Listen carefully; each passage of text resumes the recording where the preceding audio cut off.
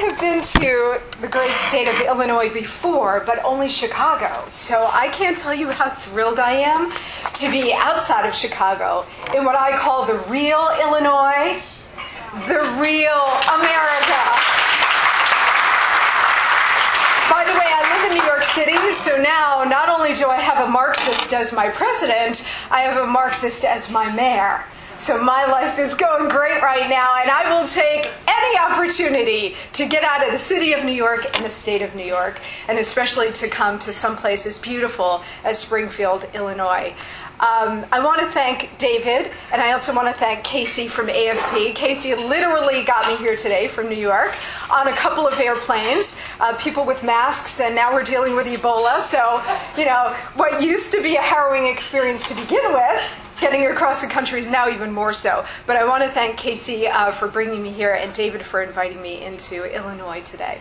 And I also want to thank all of you for coming out today as well, because I know it's the middle of a work day and the middle of the week. And what that tells me that you're here tonight or today, it tells me that you love your country. And it tells me that you feel very passionately about the direction it's going, which is the wrong direction and a very destructive and dangerous one. You also care about your state very much. Listening to David speak about how y'all are turning the state of Illinois around, and it's due to your hard work, AFP's hard work, the hard work being done on the ground, gives me hope. It really does, because like I said, with all of the Marxism coming at me in the city and the state of New York, getting out into a state like Illinois, where you are turning it around, shows that when Americans who really care about their country put their minds to it, put their hands to it, really get involved, you can turn it around. That's what we're going to talk about here today. We are, and I can't believe this, but we are less than 2 weeks away from the midterm elections. And what I wanted to do today is give you a big picture view of where we are nationally heading into these elections, going forward as a country, what we all need to do, and what we need to do here on the ground in Illinois, because from what I've heard and what I've seen of the record that you guys have been able to build incrementally in turning the tax situation around, and so many of the fiscal burdens on the taxpayer here, it tells me that Illinois really has an opportunity to be a leader. A deeply blue state, the home of Barack Obama and Dick Durbin, and God help us, Rahm Emanuel. If you guys can do it, any state in the union can do it. And the union itself can do it. That's why all of your efforts here, everybody in this room, through AFP, are so critically important. So let's talk about where we are nationally and where we're going. When you think of politics, the point is to win, of course. But go beyond that one more step, because the point is to win, but it's to win with meaning. One of my great frustrations in going into this election, where the Republicans really do have the momentum and they do have the traction, and the fact that y'all might get a Republican governor here in 2 weeks is incredible. Incredible. Hope springs eternal. The fact that we're seeing this tide, and this is a very important thing for all of us here in this room, because I think while most of us probably vote Republican, most of us identify less with the party and more with the conservative movement, or the Tea Party movement, or the libertarian movement. What is happening now in the country when you see this tide toward the GOP coming, and if all the conventional wisdom in the polling is right, we should see a tide and we should see a GOP take over the Senate, which we desperately need. But that's only the beginning. Because what we're seeing now, I think, is this trend toward the Republican Party in 2 weeks, not because the GOP is so great. They certainly are not. They have run an issueless campaign. And while it's true there is no unifying leader, a la Ronald Reagan coming up through the 1960s and 70s, to speak with a charismatic, unifying voice and a coherent conservative message. But absent that, the party has really had no message. And there are so many things that are there for the taking for the Republican Party.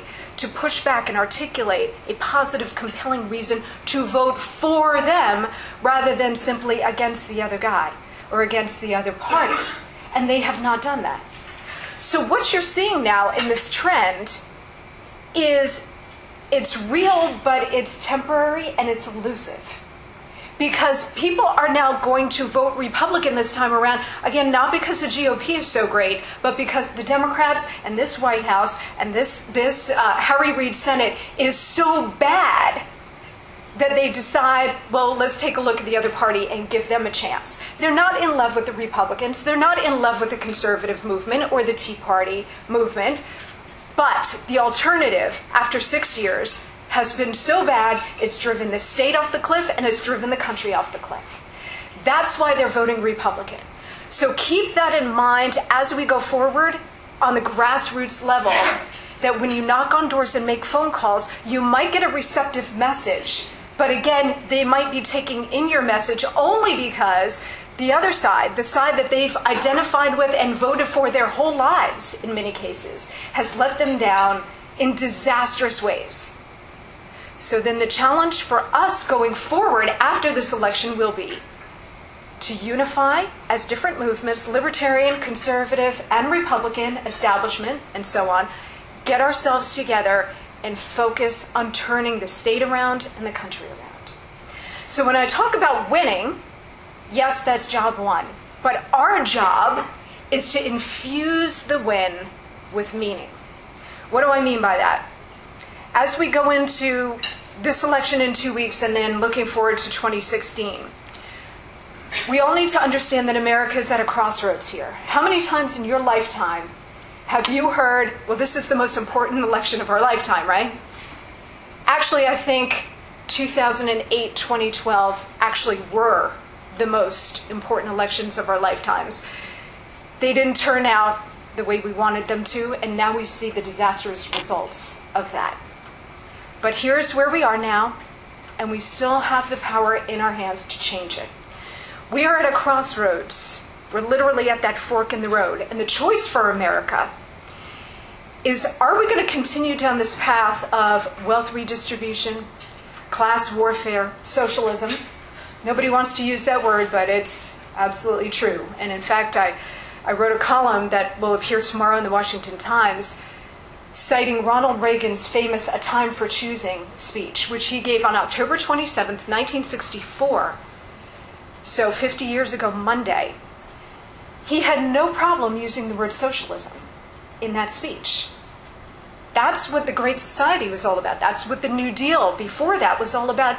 And Ronald Reagan was unapologetic about using that term and talking about what the left, what the other side was doing to this country.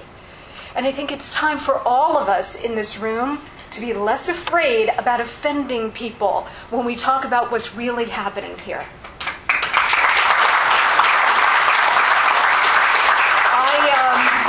I have been screamed at on national television by Bill O'Reilly, by Don Imus, and by several other very prominent news anchors, because over the years, since Obama has become president, I have dared to tell the truth about what he is doing. And they've screamed at me, tried to make me look like I was off the rails and didn't know what I was talking about, because I refused to give the president the benefit of the doubt. Well, I knew what he was about, I knew what his agenda was, and he didn't keep it a mystery from us. So like Ronald Reagan 50 years ago, I felt I owed it to my country, and I still feel this every day. And I risk the wrath of Bill O'Reilly and Don Imus every day when I say this.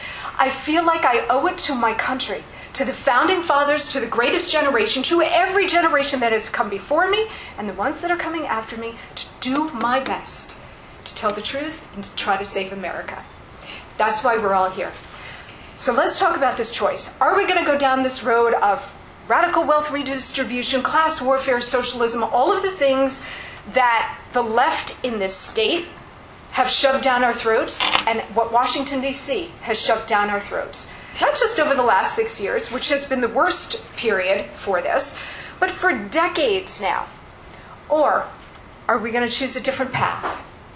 The path that Americans for Prosperity champions every day. And what we champion every day for those of us in this room. which is limited government, fiscal responsibility, and economic freedom.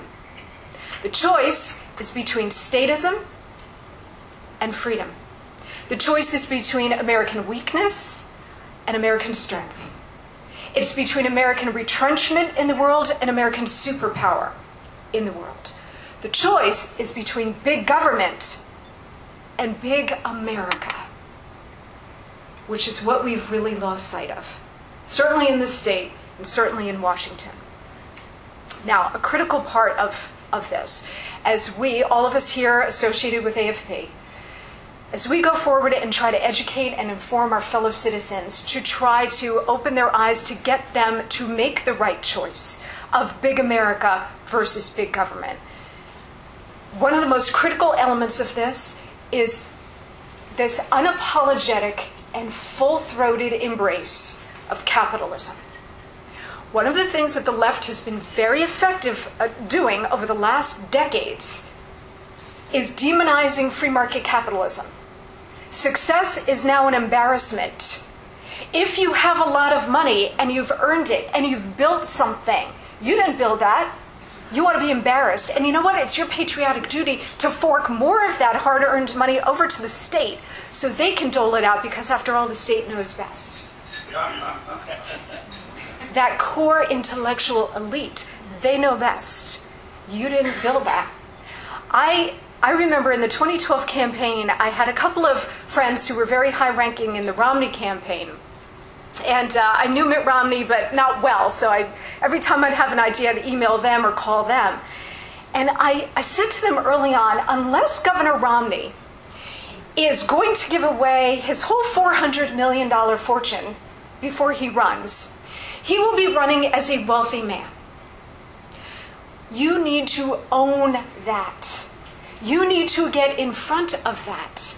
Because, do you guys remember the Occupy Wall Street movement? That was not an organic movement. That movement was created 1 year before in the White House from David Axelrod and the heads of the AFL-CIO and the ACLU. Okay? And the SEIU and a whole bunch of other unions. They hatched that. Why? Because they knew the likelihood of Mitt Romney being the Republican nominee.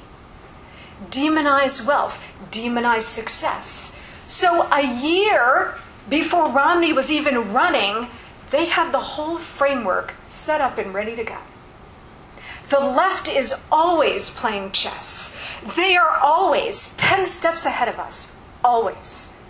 This is why when AFP came to my attention, I said, thank God, we finally have a ground game.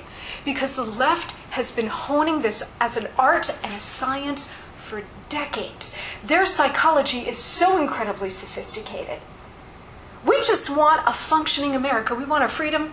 We want to raise our families, our kids, our grandkids. We want everybody healthy and happy. We want to run our businesses.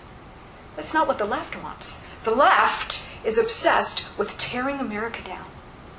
From the top down and the bottom up, and left and right, just a complete catastrophic implosion of this country. That's what they're obsessed with. And they never, ever lose sight of that. The core element of what they argue is economic. Yes, it's cultural, and that's a conversation for another day. Because they have, starting from the 1950s, and it started actually with the American Communist movement, but the left in this country grabbed a hold of the main pillars of the American culture. Entertainment, movies, television, music. They grabbed control of the news media. They grabbed control of education. Academia. They started with colleges and worked their way down. Now the left controls kindergarten classes. I had a friend of mine call me last year and say her kindergarten daughter came home and reported to her that her teacher was teaching the class that day about Thanksgiving and said Thanksgiving was the first redistributionist holiday. So when I talk about the left infiltrating the culture, that's one whole part of their strategy that they've been carrying on for decades. The other part is economic. And that's the focus of AFP, and that's what I want to focus on here, because what we need to do is an unapologetic, full-throated embrace of capitalism. Capitalism is not a dirty word. Do not be cowed by the left into being afraid to talk about free market economics and economic freedom. Because economic freedom is directly related to individual freedom, which is what this country was founded on. Don't hurt people and don't take their stuff. That's the title of Matt Kibbe's book, who's a great Tea Party leader. Don't hurt people and don't take their stuff. That's what George Washington, Thomas Jefferson, that's what they fought for. And every generation since, that's what they've been fighting for, because it's grounded in individual liberty, which equates with economic liberty. So what we need to do is this unambiguous moral case for the free market.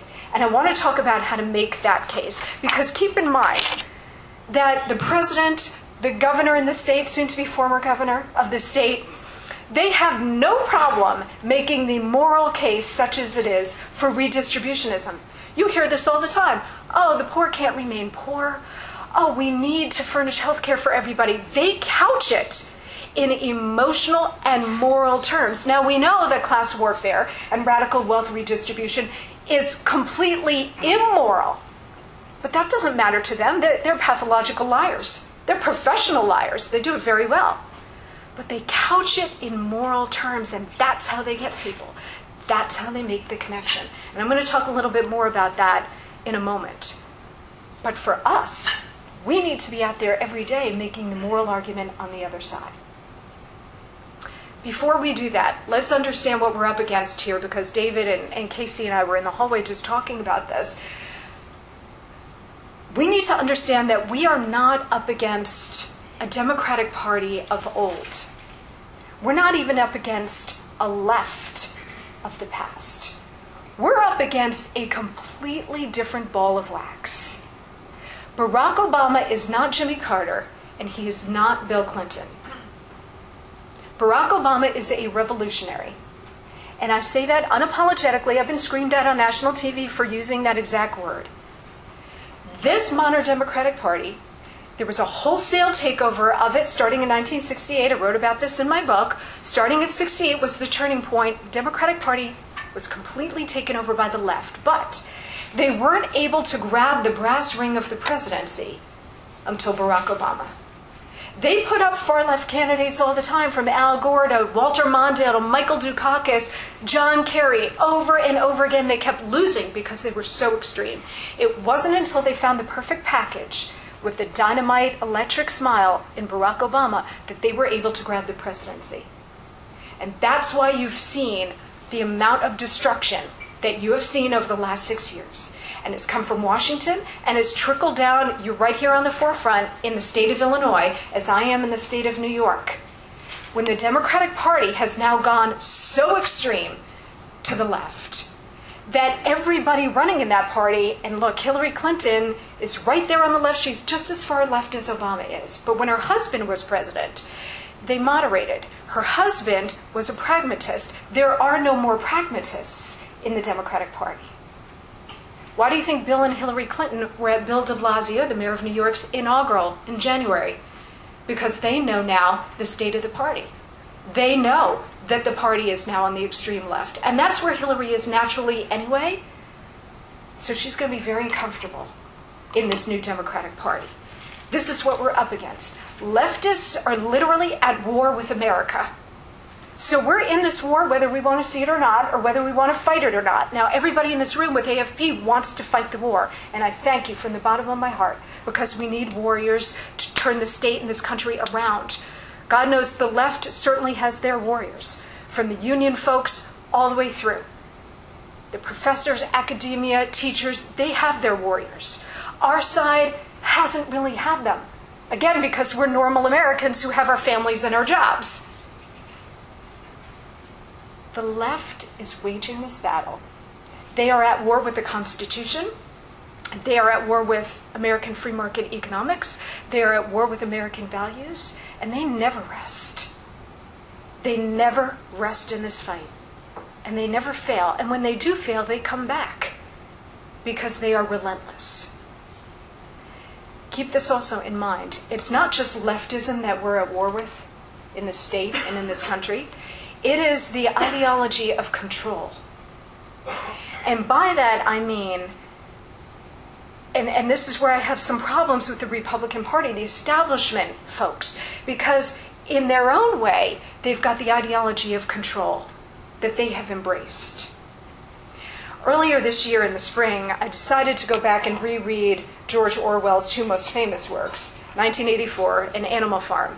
And if you have some time, I know you're busy trying to save your state and your country, but if you have time, I urge you to go back and read those books, because Orwell was a socialist, but he saw even the socialists and the communists were going off the rails. And Orwell, both of those books are a depiction of a fusion of two kinds of totalitarianism, Soviet communism and Nazi Germany, fascism. And he melded those two forms of totalitarianism in both of these books. At the end of 1984, the anti-hero Winston, and I'm sure you all probably read this in high school, right? You've forgotten about it. But the anti-hero Winston, who is pushing against the state and wants his own individual liberty, wants to break away from the repression and oppression of the state.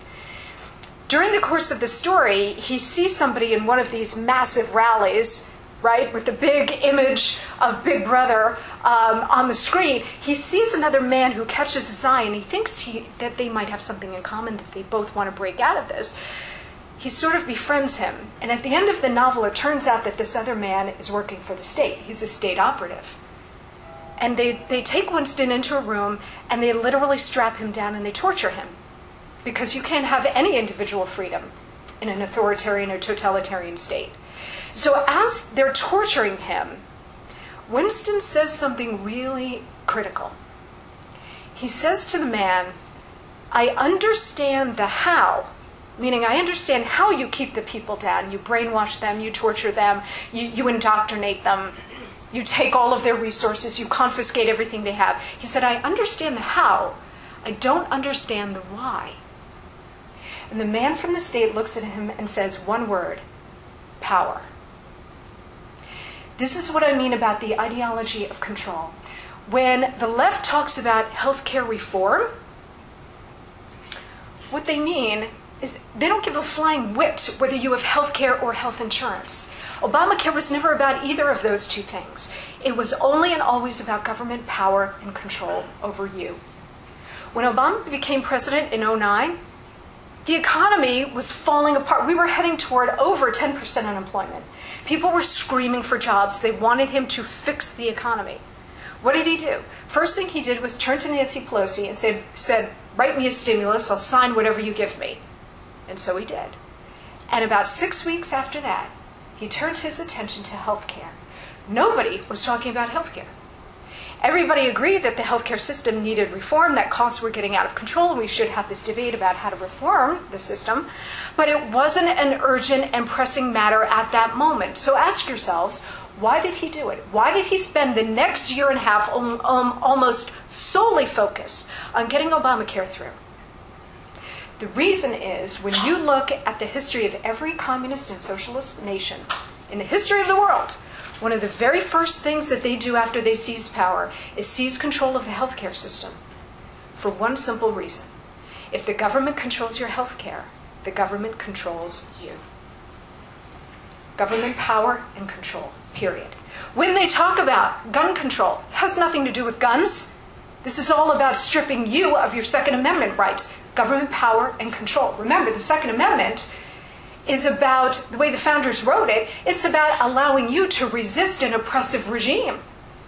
It's about allowing you to protect yourself from an out-of-control government. Again, government power and control.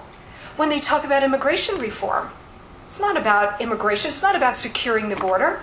This is about the Democratic Party and government power and control. Remember this always.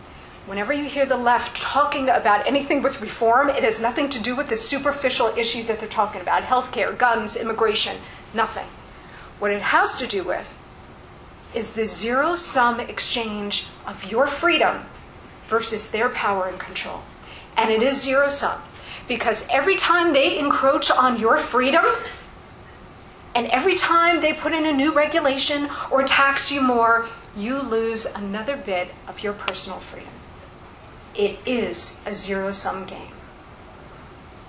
The other thing that the left has done so effectively, and we need to understand this also as we go forward, is that they have long done identity politics, slicing and dicing the American electorate, dividing and conquering, because they need us divided against each other in order for them to ram through these freedom-loving things that we have been so blessed with and promised by the Founding Fathers.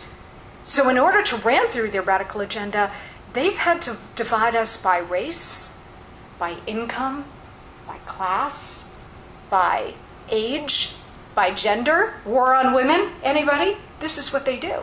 And they've done it very effectively, because when we are fractured, we are weakened. And they want us in a weakened state. We mentioned Rahm Emanuel, the glorious mayor of Chicago, who was President Obama's first chief of staff, and he also worked in the Clinton White House. He of the famous dead fish. You guys know that story, the dead fish? When he was in the Clinton White House, he sent a dead fish wrapped in a newspaper to an enemy because he thought that was funny. He also took a steak knife one time during the Clinton impeachment process, and he was so angry and upset he took the steak knife and he drove it into a table in the White House. This is the mayor of Chicago. He was schooled in Saul Alinsky. How many people in this room know of Saul Alinsky? Rules for Radicals. Okay, almost everybody. So you know that Alinsky, of course, is the patron saint of the extreme left, patron saint of the president, patron saint of Nancy Pelosi, Harry Reid, Governor Quinn, and so many others. By the way, Barack Obama only studied Saul Alinsky, read him. Hillary Clinton actually studied under the man. So when we talk about, when you hear people say, she'll be better, don't worry. She's not going to be better, because she's not going to reverse a single thing that this president has done, from socialized medicine to gutting the military. But that's a conversation for another day. Rahm Emanuel studied Saul Alinsky, who also came out of Chicago. And you guys probably remember something that Rahm Emanuel said very early on in 2009, when the economic crisis was hitting the fan. He said, never let a good crisis go to waste. Right? You all remember that part of the quote. What they didn't tell you is that that quote came from Saul Alinsky, and he left out the second half of the quote. The second half of the quote, which is the most important one for our purposes, is this: never let a good crisis go to waste, even if you have to manufacture one. Just let that sink in for a second, right? That's what Occupy Wall Street was all about. They manufactured the crisis to supply Barack Obama with his campaign theme of class warfare, radical wealth redistribution. Romney is an out-of-touch rich guy. This is what they do. They manufacture the crises. And if they do get a crisis, an authentic one, like the economic crisis, then they extend it, they compound it, they make it worse, so that they can then come in as the savior. It's a savior complex. Look how bad things are. We're here from the government, we're here to help, which is what Ronald Reagan said were the most dangerous words in the American vocabulary. I'm here from the government, and I'm here to help. Let's go from Rahm Emanuel to Bill Ayers. Bill Ayers, of course, we all know, the domestic terrorist, in whose living room in Hyde Park, Barack Obama launched his political career. In 1977, Bill Ayers said, and I quote, "Kill all the rich people. Break their cars, break their homes, kill your parents. That's where it's at." 1977. Think about the first line. Kill all the rich people, break their cars, break their homes. Guys, this is the same revolution. This is nothing different. What we're seeing now, it's dressed up better, it looks better, it's got a prettier package in Barack Obama, but it's the same revolution. This is what you need to understand as we go forward here. Remember, in 2008, he used the phrase over and over again, the fundamental transformation of the nation. Part of his genius at the time was allowing all of us to supply our own thoughts and our own explanations as to what he meant by that. So everybody who didn't know him, we still don't know him, by the way, thought, okay, well, what he means by fundamental transformation is we're going to fix the economy, or we're finally going to be rid of Bush, or, okay, it's going to be an end to the Iraq War at last, or finally we have the first viable black candidate for president. How transformational, how incredible for America. His genius was saying the fundamental transformation of the nation and then stepping back and allowing everybody to supply their own explanation as to what he meant. Well, now we've got 6 years of evidence as to exactly what he meant by that, and now we know. The left has had this grand project going for decades. And like I said, it wasn't until Obama, when they got the brass ring, that they were able to see it through. But it's threefold. One, expand government as fast and as widespread as possible. The ultimate objective of that is to lock as many people into government dependency as possible. And the ultimate objective of that is to create a permanent Democrat voting majority. Hard to run against Santa Claus, isn't it? As we see here in Illinois, as we see across the country. Why do you think the Democrats and the left have been so obsessed with going into red states and trying to turn them blue? Because if you do that in key states like Alaska, like Colorado, where they've had enormous success in doing that, Texas. If they flip Texas, that's it. It's over. And by over, I mean, will America still be here? Of course. Chicago will still be there. The beautiful Rocky Mountains will still be there. But America as an idea will be over. And America is nothing but an idea. The greatest idea there ever was. It will be over. I have a friend who was at the Clinton Global Initiative, not this September, but last year. And Hillary Clinton was on a panel, on stage, and she was on with Eva Longoria, you know, the actress. And Eva Longoria is from Texas and a diehard Democrat. And she, in the middle of something Hillary was saying, she literally grabbed the mic, or so it was told to me, which I wouldn't want to be interrupting Hillary, but she had enough courage to do that. She grabbed the mic and started shrieking about how they were going to flip Texas blue. Because they know if they can do that, the Electoral College map being what it is, and we're fighting an uphill battle as it is, given the red and blue state balance, or imbalance, that if they do that, it's literally over. So you will never again get a Ronald Reagan. You will never even get a George W. Bush. It will be done. They will have a permanent Democrat voting majority. It will be over. Republicans will be consigned to a permanent minority status. And forget about us conservatives and us Tea Party folks. Forget it. I mean, we'll be the minority in the minority. That's what they've been obsessed with completing over many decades, and now here's the moment. They, over the last couple of years, they economically have achieved their goals, or at least are well on their way to achieving their goals, by attacking the four main pillars of the U.S. economy. They went after the industrial base with the auto bailouts. They went after the energy sector when they couldn't get cap and trade through a Democratic Congress. They went to the EPA and did all of this anti-coal legislation, anti-Keystone Pipeline, anti-fracking, all of this stuff. They did it through the bureaucracy and through the czars. So industrial base, energy sector. They went after the financial sector with Dodd-Frank. And of course they went after the healthcare sector with Obamacare. Socialized medicine is the crown jewel of the welfare state. That's why they did it first. They went after all four of those pillars to take them down. This is the deliberate takedown. And I've been screamed at for saying this is deliberate, but it is, clearly. I don't think anybody can have sort of a mystery about that at this point. This is the deliberate takedown of American capitalism. Because if you take down American capitalism, you take down global capitalism, don't you? One of the forces that you saw in Occupy Wall Street, if you looked really closely, was the international socialist movement. This is part of a much bigger movement. So as we sit here today in Springfield, doing what we need to do at the community level, understand that what you're doing here resonates far beyond your city block here in Springfield. It resonates far beyond the State House, far beyond Chicago, far beyond Washington, D.C. This battle that you're in is not local. It is local, but it's so much bigger than that. It's national and it's global. one of the things that I want to end with here is, what do we do about it? Because I don't want to leave you on a Debbie Downer note. And I don't want it to sound grim, because as I said before, the state of Illinois, like my home state, which has not turned things around, but y'all have started to turn things around in Illinois. And if you can do it here, like I said, you can do it. We can do it anywhere in America. And we can turn the country around.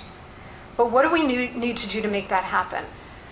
Again, while this is global and national, really the only way any of us in this room can make change is at the local level. That's what AFP is all about. I want to talk to you about what we can do here.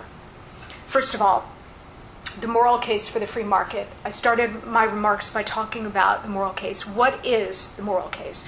Well, the other side is making their moral case for redistributionism and class warfare. We need to go out there when we're talking to our neighbors, when you're knocking on doors and phone banking. You make the moral case for the free market this way, with 3 points. First of all, the free market, capitalism, however you want to couch it. I know we talk in terms of economic liberty, which is a really important phrase. And it's a phrase, because of the word liberty, that hooks people's ears, especially, by the way, the kids. This is really critical. We need to get to the millennials. Okay, folks between like 18 and 26 years old. There is a big opening for us here. Because when you look at recent polls, what you'll see is that these kids, younger voters, kids, to me they're kids, younger voters, when you ask them issue by issue, they're with us. When you say, do you want government out of your life? Yes. Do you want government spying on your emails and your texts and your phone calls? Absolutely not. Do you want to pay high taxes? Oh, hell no. Do you want regulation? No, I want government just off my back. I want to be free. They often use the word free. I want to be free to pursue whatever captures my fancy, whatever I'm good at. I want to be able to build a career. I want to be able to do my thing, as they say. Freedom is a critical word, especially when you're talking to any American citizen, but particularly when you're talking to these kids, because they're with us, but only so far. Then when you ask them, they've checked off all of the issues, and they have conservative views on that. But then when you ask them, for whom will you vote in November? Well, I'm going to vote for the Democrat. Well, why? They stand for everything you said you were opposed to. I think there are a couple of reasons for that. One, we have a very corrupt media. We could talk about that later if you want, but we have a very corrupt media, and it's very difficult for those of us in this room to punch through the media with our message. It just doesn't get through. I'm very blessed to work on Fox News, where I can say these things and be screamed at on national television for saying the truth. But there's one Fox News, very powerful, but there's one out of a gazillion television and broadcast cable networks, newspapers, print. I mean, again, the cultural signals that our kids are getting from movies, television, music, all of this stuff is all on the other side. Very, very tough for us to punch through. But the kids are there for the taking, because they're with us on the issues. They're with us in terms of their temperament and their sentiments on these things. The Republican Party has a very bad image problem. And we're not here to fix their image problem. But what we are here to do is reach people who are persuadable. And a lot of these kids are persuadable. So we talk about the moral case for the free market. I said, here are the 3 points. One, that the free market, economic liberty or economic freedom, and those are the words we should be using, has lifted more people out of poverty, not just in the United States, but globally, than any other economic system in the world. That's really moral, isn't it? The second point is, you hear a lot about income inequality these days. And yeah, it's real. But the way you counter that is by saying, well, what is the opposite of income inequality? It's income equality, also known as communism. And we know how moral that is. And the third point on this is that economic liberty is based on individual freedom. And there is nothing more moral than that. So that's the first argument, the moral case for the free market. The second thing we can do is improve our messaging. This is something AFP is really good at. Again, I referred to the phrase economic liberty or economic freedom. Those are the words that we should be using when we're talking to persuadable people. Messaging is so important. Those of us on the right who have the conservative message, because we know we're right, because we have facts and history and empirical evidence on our side, we tend to, and I've been just as guilty of this as anybody, we tend to talk in cold, hard facts, right? So we talk about an $18 trillion national debt, or we talk about a $1 trillion plus annual deficit, or we talk about a 10% unemployment rate, all of which are true, but it doesn't connect with anybody because numbers are cold. Numbers are not emotional. Something that the left has understood for decades, and like I said, has got really good at, is making the emotional connection through their messaging.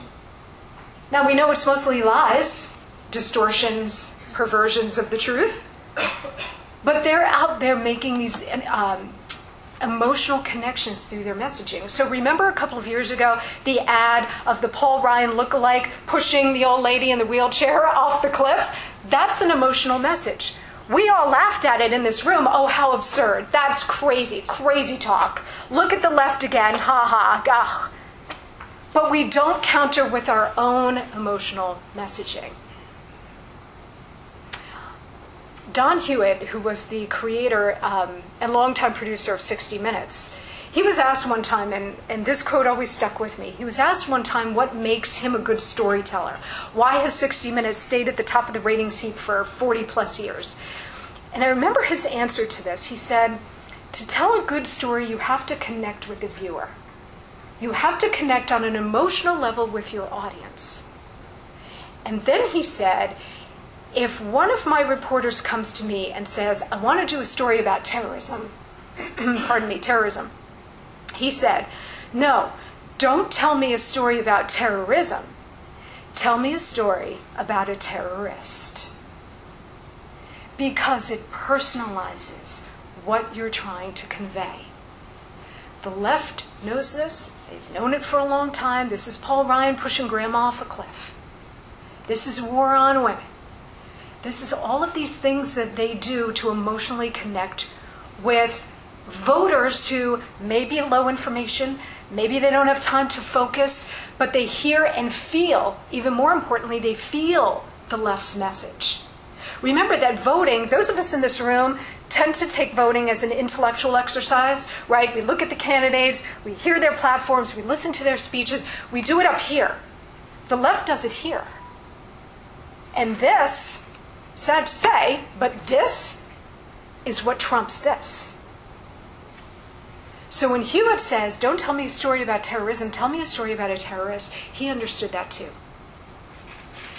On our side, as we try to mobilize to get our country back here, we need to couch what we say through AFP, through all of the messaging that we're doing in those kinds of emotional terms. I'll give you an example. When Romney was running, I told his team, I came up with this great idea based on the Hewitt quote. So I told them that since unemployment was still incredibly high and there were so many long-term unemployed still in this country and the number was growing, I said, why don't you guys do this? Why don't you get 2 or 3 buses full of the long-term unemployed and take them with you on every campaign stop for about 2 or 3 weeks.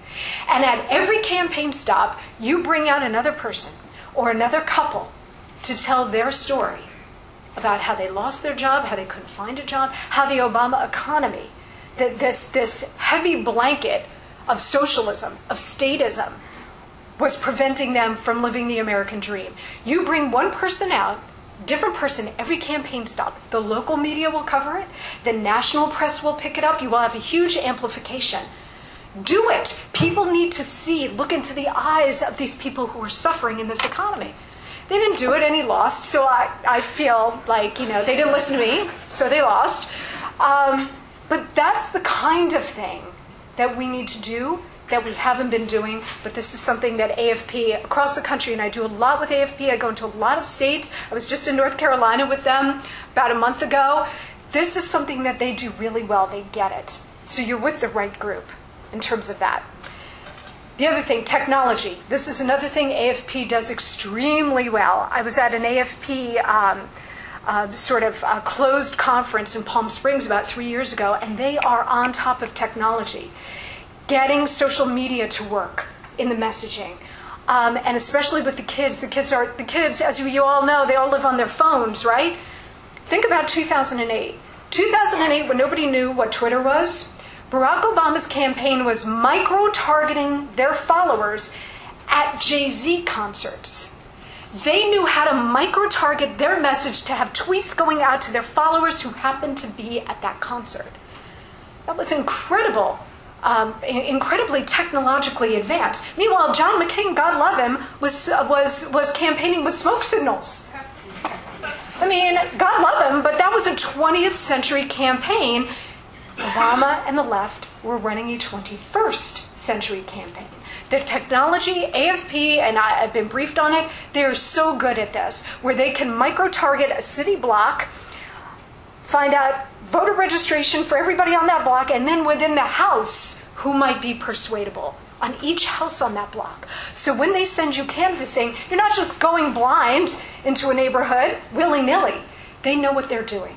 Technology, social media, micro-targeting, they do it well. And those of us on our side really need to get hip with the program.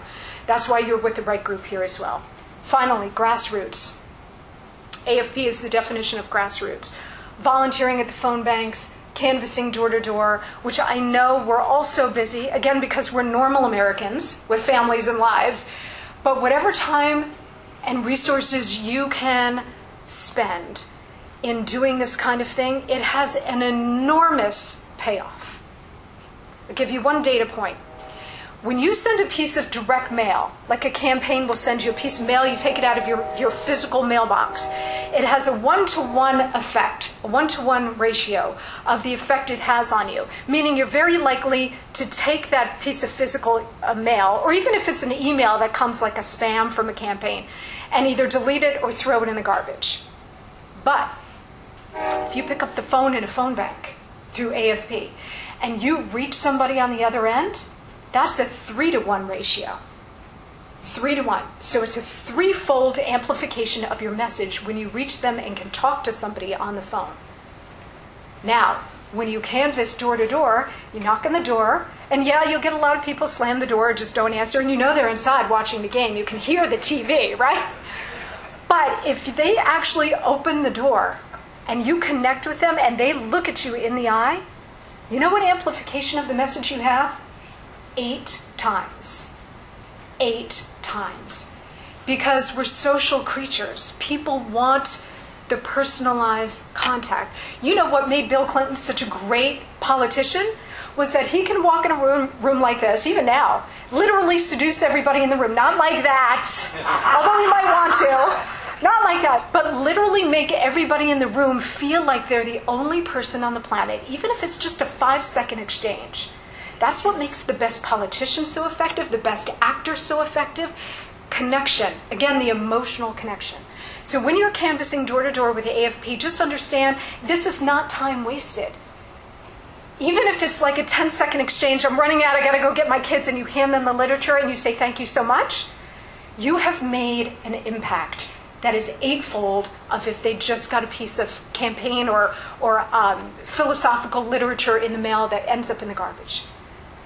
Understand that your time invested with AFP is hugely important. It is not a waste. You're having far greater impact than even you think, and than you know. I'll leave you with this. The conventional wisdom is that the Founding Fathers, who I can't get enough of, by the way, I have a crush on Thomas Jefferson, have all my whole life, that the Founding Fathers gave us 3 branches of government, right? And that's true. They gave us the executive, the legislative, and the judicial. But there is something else that they gave us. I call it the stealth 4th branch of government. Where did they vest the ultimate power? With us, with the American people. They envisioned a day, somewhere in the future, where all of the other branches of government would be in the crapper. And here we are. We're at that moment right now. That's why they vested the ultimate power with us. Because we have the power to change what goes on in the other 3 branches of government. We have an election in less than 2 weeks here in Illinois. You are going to change your governor, and I'm going to be so happy to go on Fox News and say, my peeps in Illinois did it! They did it! They did it! Let's not lose sight of the fact we still have the power. I know sometimes things get exhausting. I mean, when you heard Ebola in America, my reaction was, are you kidding me? Like, I didn't know whether to laugh or to cry. It's so incredibly serious, but I thought, just when you thought you've heard it all from this administration, one more crazy thing comes at you, and you're like, I cannot take it anymore. I said to a friend of mine, the only thing missing in Obama's America right now are the extraterrestrials. So when do they land? Because, we're missing the one final weird thing. We can turn it around. It's going to take hard work on our part, and I know it can be very exhausting. I know this. I get exhausted. I get burnt out. I throw up my hands sometimes because I live in New York City surrounded by Marxism. Sometimes I just want to crawl under my comforter, okay, with some ice cream and watch Orange is the New Black, which I do, and just escape. I understand that impulse, and it's okay to do that, just not all the time. Because whatever free moment you have, whatever free resources you have, whether it's time, whether it's money, please stay involved with Americans for Prosperity here in Illinois and do what you can. Phone banking, door-to-door canvassing, talking to your friends, talking to your neighbors, talking to the folks in your family who might be on the other side. And since Alan Combs is my brother-in-law, I understand the black sheep syndrome, okay? I get it. But when you're talking to persuadable people, please remember everything that I said about making the moral case for the free market, about making the emotional connection, the importance of the grassroots energy that we really need on our side, because Lord knows that the left has it on their side. We can do this. And frankly, we owe it to every generation that's come before, from the Founding Fathers to the greatest generation, to the War on Terror generation, to every generation that's going to come after. They didn't let us down. Ever. We can't let them down. And although we might not be storming the beaches of Normandy and Iwo Jima, our battle today is just as historic and just as important because it's happening here at home. So I thank you so much, and I would say this is why we fight. Please don't lose sight of why we fight, and please don't lose sight of the fact you have the power to change it. Thank you so much. God bless you.